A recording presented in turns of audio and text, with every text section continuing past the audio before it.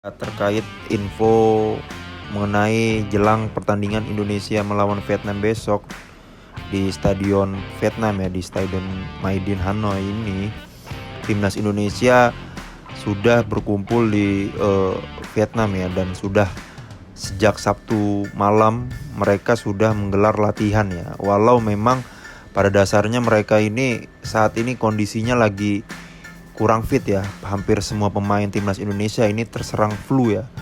Seperti Justin Hubner ini terkonfirmasi hari Minggu pagi itu dia terserang flu ya. Begitu juga Ivan Jenner ya, hari Sabtu dia terkonfirmasi terkena flu juga. Ada juga Rafael Struijk ya. Rafael Struijk juga dari hari Jumat, dari hari Kamis bahkan dia udah terkena flu ya sejak pertandingan melawan Vietnam di kandang di GBK.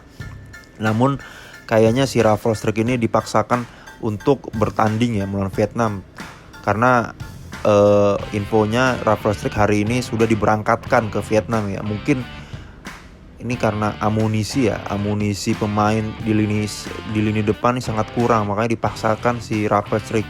Kemudian juga Ramadan Sananta dan Dimas Derajat juga terkena flu. Jadi memang ini nggak tahu nih wabah atau memang cuaca, tapi ini hampir semua ini terkena ya. Makanya infonya juga ketika di Vietnam juga para pemain timnas ini dikondisikan agak terpisah-pisah ketika di kamar. Mungkin mereka berkumpul bareng tuh di latihan aja ya. Karena memang ini nggak wajar nih ya. Nggak tahu nih, pokoknya Sandy Walsh juga kabarnya juga terkena flu, dan memang Sandy Walsh ini juga dia tidak bisa bermain ya karena terkena akumulasi kartu kuning ketika melawan Vietnam. Jadi dia langsung ke Belgia ya, nggak ke Vietnam. Dan Asnawi kabar positifnya dia sudah membaik. Jadi kita berharap terhadap para pemain yang debutan nih, terutama kayak Jai Itzes, Nathan Joe, Ragnar dan Tom Haye nih. Kita perlu banget kemampuan kualitas para pemain naturalisasi grade A ini ya. Di samping butuh ketika bermain melawan Vietnam besok, kita butuh pemain ini butuh adaptasi yang cepat ya, karena memang mereka ini pemain yang grade A ya, pemain yang cepat beradaptasi. Nah, kita sangat membutuhkan saat ini ya adaptasi mereka. Kita lihat kemarin tuh Nathan Joan tuh di pertandingan pertama itu walaupun dia bermainnya tidak terlalu bagus ya. Nah, ini yang kita harapkan nih. Kemarin tuh agak kurang tune in si Nathan Joan. Semoga aja si Nathan Joan, Jai Itzes, kemudian Ragnar dan Tom Haye ini dia langsung nyetel nih. Kayak Jai Itzes nih nyetel banget dia. Itu terbukti banget, itu grade A banget si Jai Itzes itu. Pemain yang top level dunia. Memang selain kemampuan kualitas bola, kemampuan beradaptasi di lingkungan sepak bola yang baru. Nah, kita butuh banget nih Ragnar dan Tom Haye nih. Karena memang Ragnar dan Tom Haye ini sebutannya dia nih jenderal lapangan tengah dan ke depan ya. Jadi mungkin langsung dimainkan mereka berdua. Kemudian Nathan Joan di belakang dan Tom Haye bersama Justin Hubner ya. Kemudian mungkin Marcelino dan si Asnawi juga dimainkan nanti besok. Kemudian ada lagi kita lihat si Pratama Arhan nih infonya akan balik ke Jakarta nih karena sakit yang mendadak ini ya. Jadi bergantian aja nih.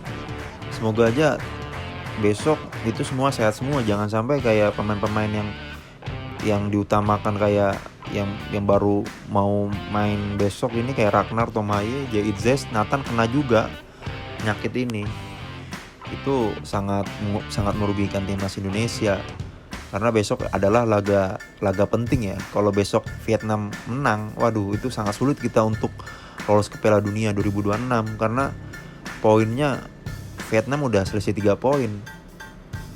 Dan pertandingan kelima Piala Dunia 2026 Vietnam akan bermain di kandang ya melawan Filipina ya. Jadi otomatis kalau Vietnam besok menang, otomatis itu peluangnya besar banget nih Vietnam untuk lolos nih.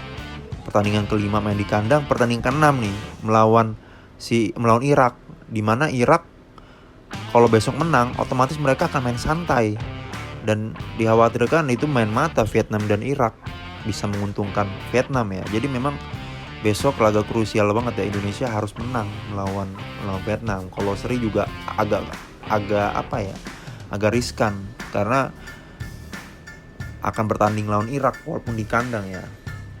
Nah kemudian ada sisi positifnya lagi ya, ketika besok positif bagi Indonesia ketika akan bertanding besok, diinfokan bahwa tiket timnas Indonesia lawan Vietnam itu sangat sepi karena memang publik Vietnam ini sangat gerah ya melihat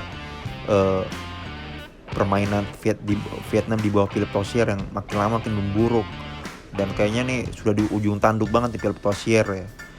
Walaupun memang tiket sudah diobral habis-habisan ya oleh Federasi Sepak Bola Vietnam ya dengan harga murah, namun sampai saat ini itu kurang lebih hanya 25 baru 30% lah infonya yang bahwa tiket itu terjual ya. Jadi memang ada positifnya nih ya, bagaimana Indonesia besok bisa menang nih, nilai positifnya. Dan kita lihat juga Sintayong harus membuktikan juga bahwasannya dia jangan membuat eksperimen-eksperimen yang konyol lagi seperti babak pertama.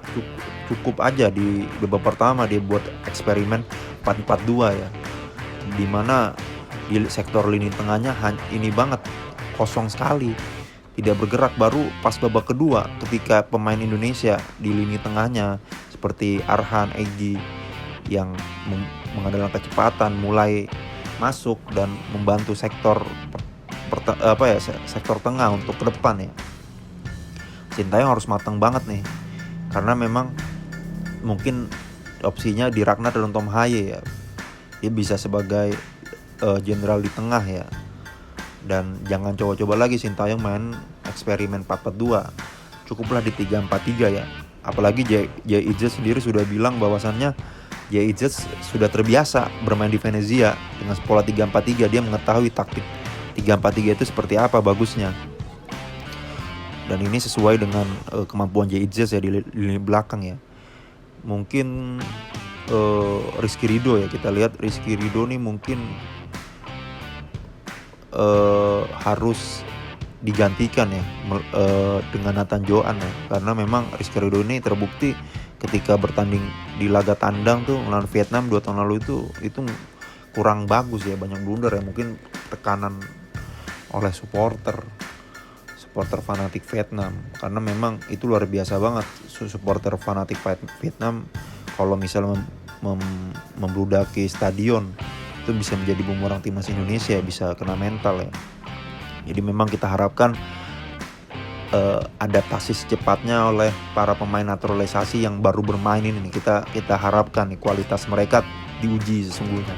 Kalau ini berhasil, berarti apa yang dikatakan Sintayong mengenai kebutuhan timnas Indonesia saat ini, mengenai kebutuhan mempercepat banyak pemain dinaturalisasi karena kondisi Indonesia dan liganya yang kacau balau, itu benar-benar terbukti dan terlihat bahwa publik akhirnya tahu kualitas Sintayong menentukan pemain yang dibutuhkan oleh timnas Indonesia. Jadi sekali lagi kita membutuhkan adaptasi yang cepat, terutama ya bagi pemain diaspora atau pemain naturalisasi Indonesia baru seperti Nathan Joan, Jay Izzet, Ragnar dan Tom.